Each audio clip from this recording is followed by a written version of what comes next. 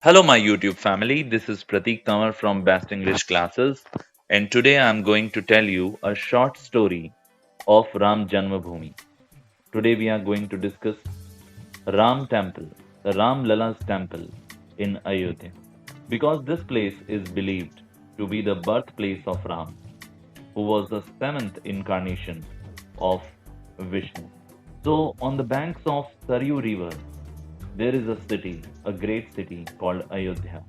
So, this is also the place where there was once Babri Masjid, and present day we have Ayodhya, Uttar Pradesh. In Uttar Pradesh, we have a Ram Temple. So, today I am going to tell you about this site, about this temple, about the dispute. So, what actually happened, I will tell you that. So, what happened in 1853? A group of armed Hindu hermits from Nirmohi Akhada occupied this site of Babri Masjid, and they claimed the ownership. After that, the civil administration tried to stab in.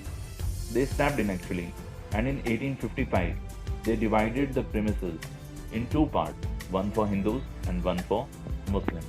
Then in 1883, Hindus tried to construct a temple on the platform. But when the civil administration they denied that there is no permission for that.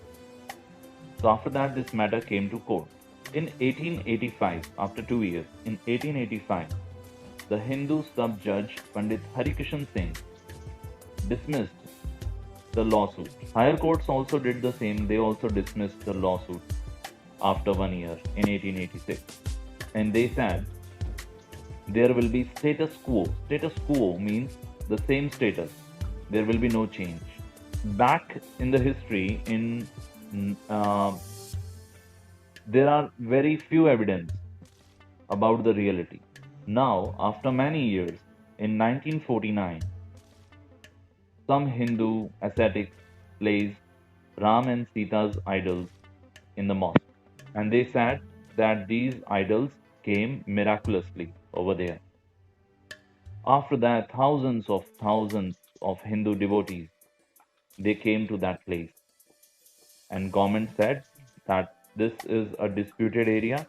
Government just locked its gates, and Hindus they asked the court that we want to go there and worship over there. In 1980, VHP Vishwa Hindu Parishad and some other groups they started a campaign that we will build a Ram birthplace temple. We will build Ram Janmabhoomi Mandir. Rajiv Gandhi government allowed Hindus that you can go to that place for prayers. In 1992, some nationalists, Hindu nationalists, they demolished the mosque and there were communal riots everywhere and more than 2000 people died. In 2003, Archaeological Survey of India they conducted excavations at that site after the court orders.